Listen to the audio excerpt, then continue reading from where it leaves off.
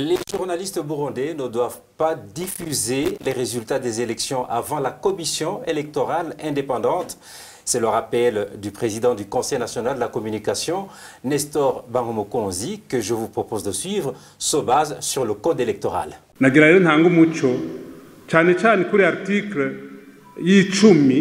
Je vais vous donner la lumière, surtout à ce qui concerne l'article 10, qui stipule que les journalistes devront publier les résultats des urnes qui sortent de la CENI et ses démembrements, donc les CEPI ou les CECI. Nous avons pris cette décision parce qu'aujourd'hui, il y a des pseudo-journalistes qui sont très actifs sur les réseaux sociaux. Vous le savez bien, même ici, n'importe qui peut prendre des images et les publier. Imaginez-vous la suite, si la CENI publie des résultats contraires à ceux de ces pseudo-journalistes. Je crois que personne ne devrait s'inquiéter si les résultats sont publiés par la CENI ou ses démembrements. Dans cette optique, une retraite a été organisée cette semaine par le ministère de la Communication pour les journalistes et à l'ouverture des travaux, le ministre a dit que la retraite vise à corriger les erreurs commises par les professionnels des médias dans le passé.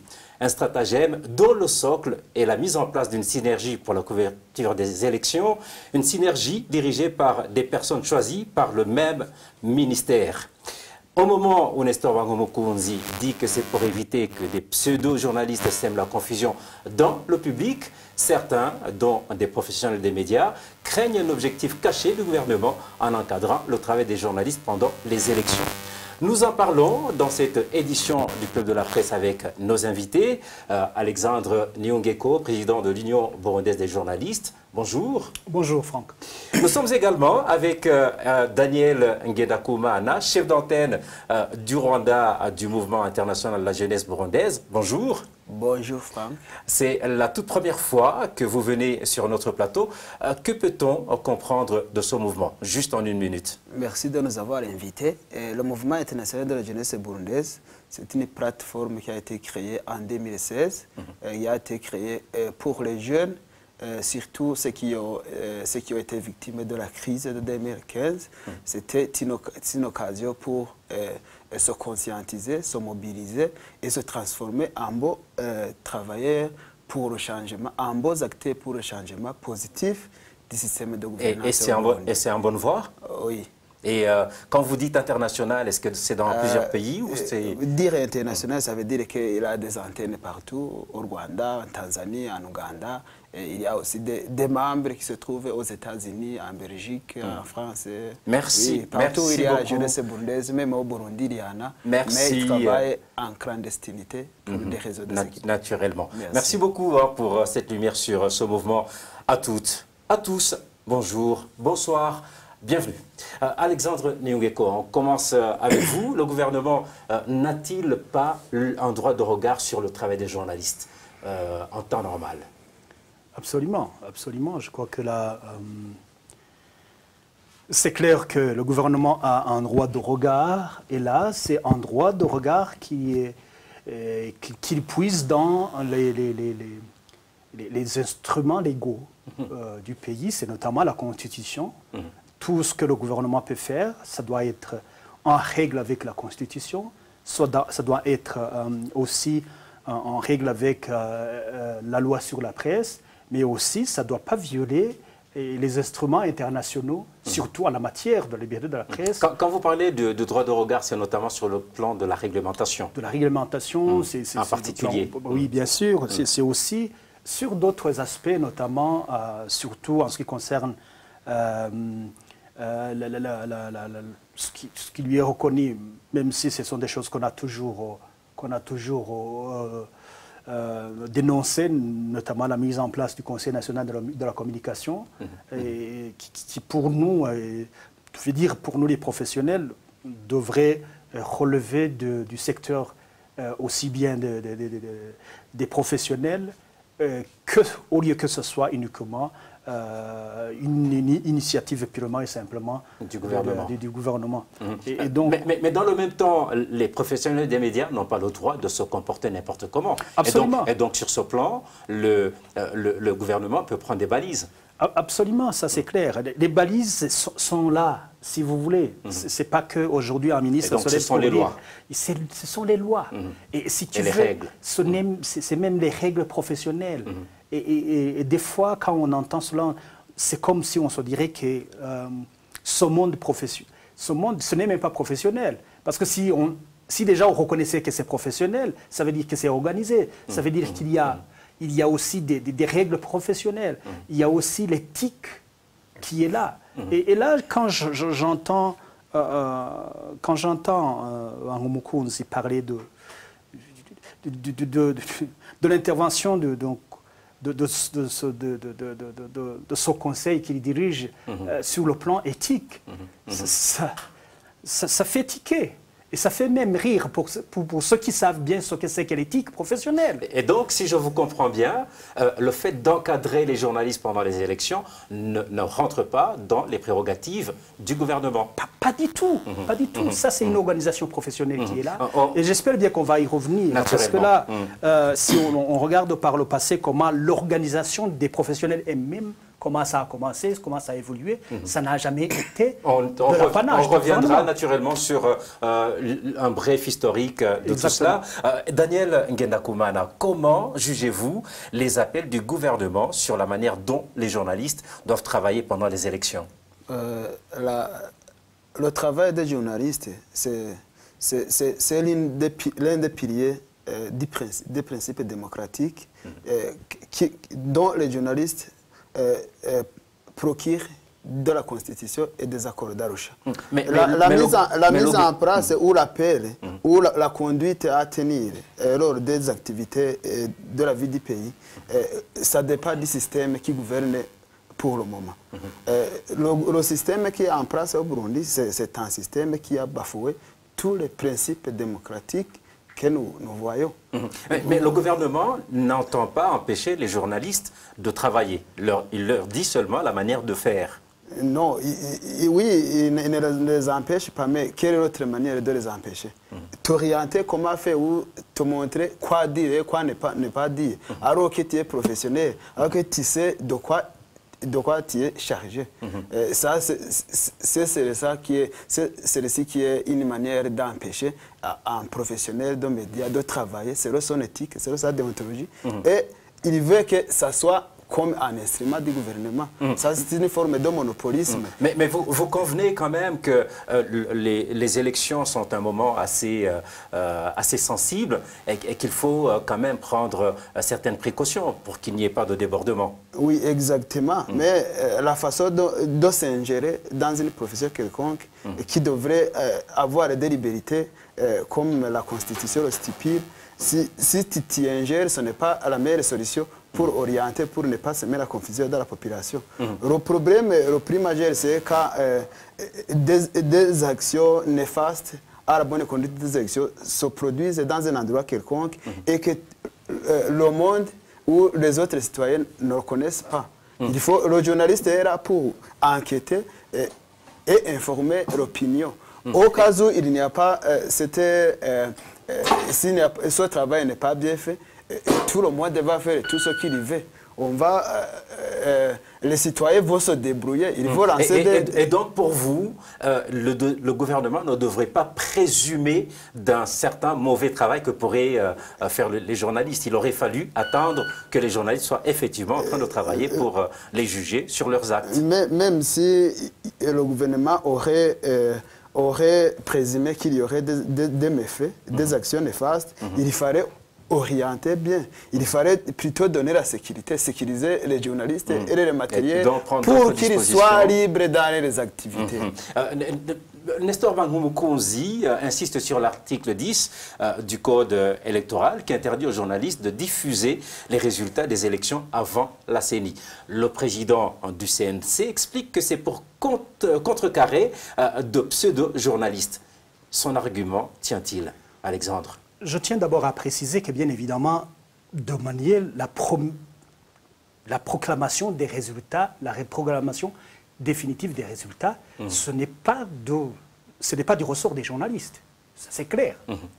Mais tu ne peux pas empêcher à des journalistes de dire ce qu'ils voient, Ça, c'est ça où il y a la violation. Tu ne peux pas dire que... Quand vous parlez des résultats définitifs, c'est par rapport à des résultats provisoires qu'ils peuvent constater sur le terrain. Ils peuvent constater sur le terrain. Moi qui suis à Rusigabangazi, où on vient de terminer sur la colline Rusigabangazi, je vois les résultats. Tu ne peux pas m'empêcher de le dire. Tu ne peux pas me dire que je vais attendre la CENI à Bujumbura de programmer qu'à Rusigabangazi, les résultats il y a eu 1000 électeurs. Il y a eu 1000 électeurs. Autant pour l'UPRONA que pour alors que j'étais là, que je suis là, que le dépouillement a été fait, alors que j'étais là. Ça, c'est vraiment m'empêcher mon rôle. Et donc, ça serait un crime de lèse-majesté que de ne pas le faire, vous voulez dire? Ce n'est même pas un crime de lèse-majesté. Je dirais plutôt, ça serait vraiment une faute professionnelle. Le journaliste qui ne le ferait pas, il serait en train de se dérober de sa mission qu'il doit faire. Et là, je rappelle que si jamais cet article était compris dans cette manière, cet article serait en violation de la Constitution et de la loi électorale. Nestor Bango Mukunzi est quelqu'un d'assez expérimenté dans le métier de journalisme et qui sait exactement ce que le journaliste doit normalement faire sur le terrain. Vous pensez que cette mesure peut viser autre chose? Dire que Nestor est expérimenté sur le plan professionnel. Vous avez même travaillé ensemble. Je pourrais dire, je ne vais pas parler de la personne, parce que si je vais parler de lui, de son parcours, comment il a géré en tant que responsable, ça a été tout autre qu'un professionnel. Ça a été plutôt une marionnette. Ça a été quelqu'un plutôt qu'on a utilisé qui était utilisé pour des visées du parti. Quand il était directeur de la télévision nationale, il avait donné instruction à ce que rien d'autre ne pouvait passer que ceux du CNDD-FDD. Rappelez-vous. Ah bon? Ben oui, là je vous le dis parce que j'ai vécu cela. J'ai fait un reportage, j'ai mis quelqu'un pour équilibrer l'information. Et puis il est venu, il a coupé, il a jeté. Oh. Et qu'est-ce que vous avez fait? Vous avez démissionné? Bien évidemment, j'étais dans tous mes états et ça, je lui ai dit ce que je pensais. Je lui ai dit ce que je pensais et je reviens sur ma question. Ce n'est donc pas un modèle. Quand tu dis que c'est quelqu'un, oui, il vient de passer des années, il a passé des années. Je reviens sur ma question. Qu'est-ce que cela peut viser? Ce que ça vise, c'est qu'effectivement, il y a un programme où il y a déjà une option qui est déjà définie de l'avance, parce que là, on sait bien comment la CENI, qui est l'arbitre, a été mise en place. Une CENI totalement pro-CNDD-FDD. Un code électoral qui est mis en place, qui normalement qui est celui qui devrait être comme la règle ou la loi qui doit régir cette compétition, qui est carrément et bien planifiée pour être du côté de l'un des compétiteurs. On comprend bien ça, on comprend très bien ce que ça veut dire. Et que, bien évidemment, l'organe qui est chargé de la régulation... Qu'est-ce que ça veut dire exactement? Je vais y arriver. Qu'est-ce que ça veut dire? L'organe qui était chargé normalement de la promotion de l'information, de la promotion du journalisme, est là pour dire non, vous devez vous aligner derrière plutôt cet arbitre.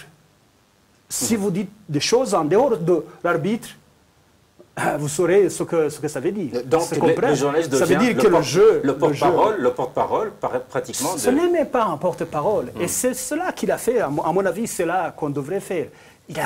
Ça c'est dit griot. Ça, c'est des griots. C'est faire des journalistes des griots. Absolument. Et là, je pense que les professionnels ne peuvent pas. On ne peut pas accepter cela. Pour expliquer à nos téléspectateurs ce que signifie un griot. Un griot, en fait, en Afrique de l'Ouest principalement, ce sont les gens qui sont chargés de chanter et de louer en chef comme Franck pour dire ça. Il est beau, il a fait des choses très beaux et tout ça. Et c'est ça. Et c'est ça quand on essaie de voir, bien évidemment, dans certains médias, et dont celui dont Bango Mukunzi a toujours géré à un certain moment. Et la ligne visiblement dans laquelle il vit, c'est que, et je vous donne un exemple, Parce que quand on parle de Nestor Bangoumukunzi, c'est comme si quand tu te présentes comme un professionnel, il restera dans l'histoire comme la personne qui a été journaliste et qui a pris la mesure de fermer définitivement des médias internationaux, d'empêcher des journalistes professionnels d'exercer les professions. Là, vous voulez parler notamment de la Voix d'Amérique, de la BBC. Et c'est quelqu'un qui, normalement, au moment d'être là, normalement, les professionnels, les journalistes, ce qui doit nous guider, c'est la solidarité professionnelle. Peu importe les divergences qu'on peut avoir. Non, mais surtout je pense en fait que le CNC, ce n'est pas pour la solidarité, mais c'est pour la promotion. Ce n'est pas que ça. Même la solidarité, en tant que professionnel. Tu peux même dire, même en tant qu'humain. Laissons de côté même la casquette journalistique. Même en tant qu'humain, toi, quand on te demande sur un secteur, normalement que tu gères économiquement, qu'est-ce qui se passe avec les gens qui sont dans ton secteur, qui sont en prison, qui te disent « je n'en sais rien ». Je n'en sais rien. Et donc pour vous, il faut ne fût-ce que marcher avec la simple logique. Hein, ne pas seulement se mettre du côté de celui qui est en train de vous nourrir. Alexandre, je pense que si on devait vous donner toute une journée pour parler de cela, vous y passeriez pratiquement 24 heures. Daniel. Ok, merci. J'accepte d'être très isolé. Non. Pour les intérêts. On reviendra certainement sur un nombre de facteurs sur lesquels vous êtes revenu. Qu'attendez-vous, Daniel, des journalistes pendant les élections, en tant qu'auditeur, téléspectateur, électeur, en temps normal?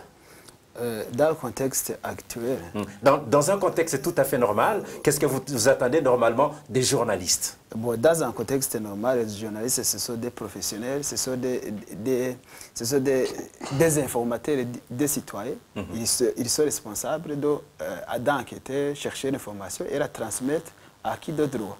Et quand vous tenez compte, par exemple, de cette interdiction de livrer l'information liée aux chiffres des élections au Burundi, est-ce que cela rentre dans le travail normal du journaliste? Oui, quand même. Comme c'est une activité qui est à l'échelle nationale, tout le monde est censé savoir ce qui s'est passé. Tout le monde est censé savoir là où sa voix a été comptée. Et donc, vous voulez dire que cet article-là, le fait de leur interdire de parler de ce qui s'est passé avant la CENI, c'est une contradiction par rapport à cette liberté dont vous êtes en train de parler? C'est une contradiction, mais on peut s'imaginer pourquoi cette contradiction. Peut-être que, d'abord, les journalistes ne prennent pas les informations à hasard et les transmettent. Ils doivent être sur le relier où l'action a été menée. Lorsque un pouvoir en place, où les organes dirigeants ne verraient pas que celui qui a vu le processus, qu'il communique aux autres, peut-être il y a quelque chose qui est derrière. Peut-être ils sont en train de préparer les résultats qui seront totalement différents de ce qui sera passé au bureau de vote où le journaliste serait... Et donc vous êtes en train de parler de possibles vols que l'on voudrait qu'ils soient effectivement cachés et dont les journalistes ne devraient pas parler. Ça se voit, toutes les personnes bien intentionnées peuvent le voir à travers la manière dont les élections sont préparées. Les journalistes ne sont pas les seuls acteurs pour la bonne tenue des élections libres, transparentes et inclusives. Vous voyez que les participants d'abord, les partis politiques ou les indépendants, pour le moment, ils sont en train de subir des pressions, ils sont en train d'être marginalisés. Vous voyez, il y a même ceux qui ont déclaré qu'ils ont entamé le processus juridique pour question de mauvaise gestion du processus. Lorsque les participants aux élections, les membres des partis d'opposition sont en train d'être tués, sont en train d'être emprisonnés, arrêtés, torturés, quoi. Vous voyez que les journalistes sont les seuls qui seront libres à couvrir ces élections. Et donc tout cela rentre dans la mauvaise gestion du processus électoral qui est même basé sur un contexte malsain. Il est basé sur la Constitution de 2018. La Constitution de 2018, ça ne donne pas le pouvoir aux citoyens. Le pouvoir doit émaner du président. La voix du citoyen est très minimisée par rapport à ce prétendu par la Constitution de 2005 qui était basée sur les principes démocratiques. Et donc, vous partez sur un contexte purement général qui montre que tous les éléments vont dans le sens de ne pas donner le libre choix, de ne pas crédibiliser ce processus électoral. Oui, vous voyez même les médias internationaux, les observateurs ne sont pas autorisés à venir vu sur le processus électoral. Et voilà.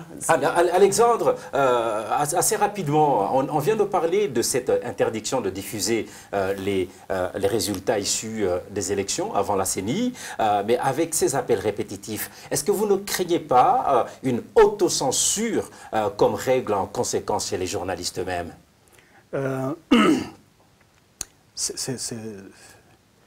Ce n'est pas une crainte, c'est déjà ce qui est déjà là, c'est déjà ce que les gens qui sont là, quand tu essaies de suivre les médias sur le place, tu comprends très bien qu'il y a une autocensure qui est déjà installée depuis. Parce que avec déjà l'assassinat de Christophe, la disparition de Jean Bigirimana, maintenant l'emprisonnement des quatre journalistes d'Iwachu, le harcèlement dont a été déjà victime nombre de journalistes, et ils doivent réfléchir 2-3 fois avant de traiter un sujet. Surtout un sujet délicat ou qui ne plaît pas. Exactement. Vous entendrez ou vous verrez très rarement les cas de disparition, les cas d'assassinat être traités dans les médias. Dans les médias, qui opèrent encore sur le sol burundais. Et pourtant, ils le voient, ils le savent, ils le savent très bien, nos collègues qui sont là. Mais, et donc, ça va être pire pendant les élections. C'est clair. Il y a un journaliste qui disait qu'on ne peut pas parler de liberté de la presse quand les journalistes vivent dans la peur. La peur d'être tués, la peur d'être enlevés. Je rappelle que vous suivez le Club de la Presse, une émission produite en synergie par les radios Nzamba, Agate Kakawe, RPA et la télévision Renaissance. Nous parlons aujourd'hui de l'interdiction aux journalistes de diffuser le moindre chiffre sur les élections qui n'émanent pas de la CENI. Daniel Ngendakumana, chef d'antenne du Rwanda du Mouvement international de la jeunesse burundaise, et Alexandre Niungeko, président de l'Union burundaise des journalistes, sont nos invités. Le ministre de la Communication a dit que toutes les mesures qui sont prises visent à éviter les erreurs du passé des médias. Daniel, certes, vous êtes jeune, mais vous connaissiez certainement les médias burundais avant que la plupart d'entre eux ne soient détruits en 2015. Comment jugez-vous leur travail? Bon, moi j'avais suivi les élections surtout pendant les élections 2010 2015. Les élections de 2005, au moins peut-être que la profession du journalisme n'avait pas déjà atteint le principe démocratique puisque c'était à la sortie d'une crise. En 2005, c'était les premières élections qui ont eu. Et pourtant, c'est là que l'on a dit que le travail des médias avait été... Oui, et là, on ne peut pas beaucoup juger parce que même les participants aux élections prétendaient devenir trop démocratiques. Mais en 2010, c'est là où le système CNDD-FDD voulait se maintenir au pouvoir alors qu'il avait une opposition qui s'amarait de ce qui se passait pour le mandat antérieur, là où il y avait des vraies compétitions au début. Il y a eu des actions, je dirais, trop malsaines. C'est là où les journalistes d'abord avaient bien fait le travail pour les premières élections, mais lorsque les résultats ont été contestés, c'est là où, que ce soit les opposants politiques, que ce soit les journalistes, tout le monde a été victime de cette contestation. En gros, les journalistes ont fait leur travail. Vous jugez qu'ils ont fait leur travail correctement. Oui, exactement. Tout le monde, dans tous les coins du pays, on suivait à la radio en direct.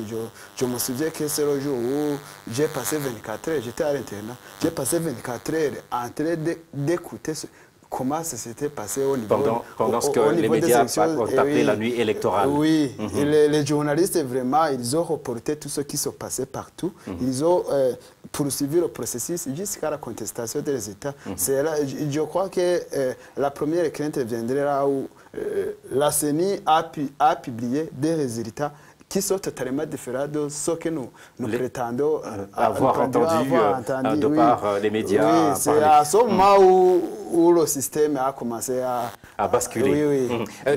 Malheureusement, le temps risque de nous faire défaut. Le pilier de cette couverture journalistique des prochaines élections, Alexandre, c'est la structure de synergie que le gouvernement a mise en place. L'on sait que dans le passé, le travail en synergie des médias a eu de bons effets. Là, c'est plutôt l'opinion qui le dit lui-même, surtout pendant les élections. Et donc, est-ce que le gouvernement a donc raison de mettre en place cette synergie aujourd'hui? Franck, je crois que c'est pour être humble. Je sais bien que tu étais dans la première équipe qui a initié... J'en étais le coordonnateur. Oui, qui était le coordonnateur de la première synergie. Et je pense que... donc, rappelez-vous de comment c'était.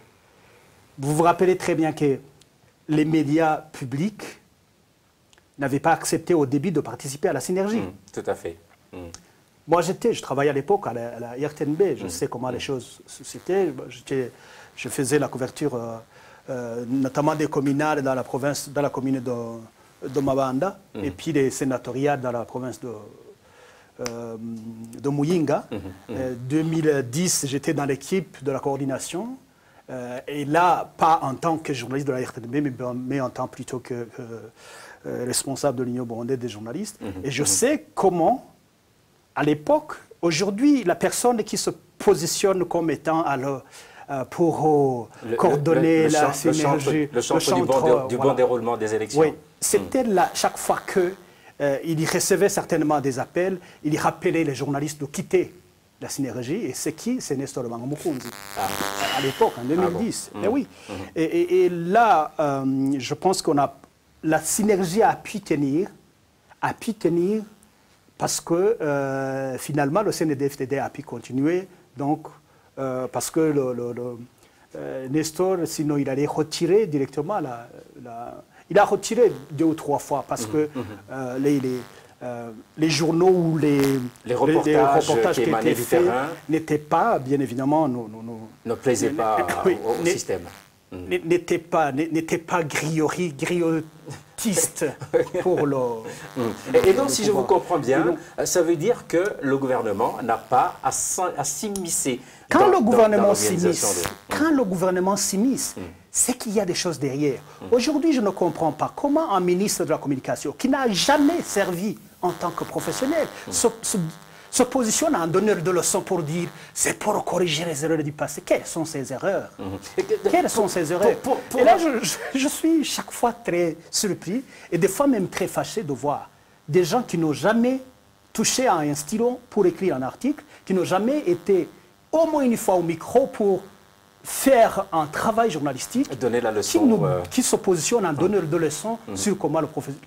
Pour aller vite, quelles pourraient être les conséquences de cette situation? Le travail des journalistes est contrôlé à la loupe pendant les élections. Je crois qu'on en a déjà parlé, c'est que d'abord, il y aura l'autocensure, il n'y aura pas de reportage professionnel, il n'y aura pas purement et simplement un travail journalistique crédible.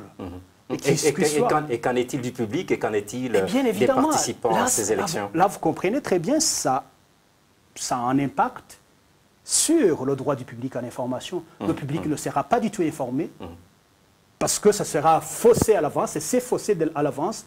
La chose qu'on est en train de faire aujourd'hui pour fausser cette synergie, c'est effectivement a pour impact de museler, plutôt de violer et de piétiner le droit du public en information, bien évidemment aussi fouler aux pieds la liberté de la presse. Pour terminer, juste en quelques mots, quel est le jugement que vous réserveriez au résultat issu d'une telle situation où le journaliste ne dispose pas de la liberté de couverture, Daniel? Comme vous le disiez pendant pratiquement toute l'émission. Je ne peux pas espérer de bons résultats dans un processus qui n'est pas du tout démocratique, les élections devraient être légales, mais elles sont illégales. Elles ne sont pas Si, elles sont basées quand même sur, elles sont basées sur des textes légaux. Elles sont basées sur une constitution qui n'est pas... à laquelle vous ne croyez pas que vous... Ce n'est pas parce que je ne la croyais pas mais c'est parce qu'elle n'est pas basée sur les principes démocratiques, parce qu'elle ne donne pas la raison du citoyen. Donc, je vous ai compris, Daniel. Voir la manière dont les élections sont organisées depuis le contexte, le principe constitutionnel, depuis les participants, vous voyez qu'ils sont malmenés partout dans le pays, voir la condition de dépendance dont le gouvernement veut sur les journalistes, il n'y aura pas de bons résultats à prétendre. Plutôt, j'appellerai les journalistes comme citoyens, comme tant d'autres, de s'unir aux autres, de collaborer pour restaurer un état de droit qui va respecter tous les principes. Ce qui pourrait être très difficile, surtout pour les journalistes qui sont sur le terrain au Burundi. C'est dommage que... Mais non, il y a des journalistes qui ne sont pas sur le terrain, qui sont en exil pour le moment. Ils doivent militer pour le changement de ce système qui leur fait exiler. Je pense que c'est exactement ce que Alexandre et sans doute ses confrères et ses consoeurs sont en train de faire en ce moment. Et particulièrement dans cette édition du Club de la Presse. C'est par ici, malheureusement, que prend fin cette édition du Club de la Presse. Merci à nos invités, Alexandre Nyungeko, président de l'Union burundaise des journalistes, et Daniel Ngendakumana, chef d'antenne du Rwanda, du mouvement international de la jeunesse burundaise. Merci également à toute l'équipe technique, à toutes, à tous. Rendez-vous la semaine prochaine pour un nouveau numéro du Club de la Presse.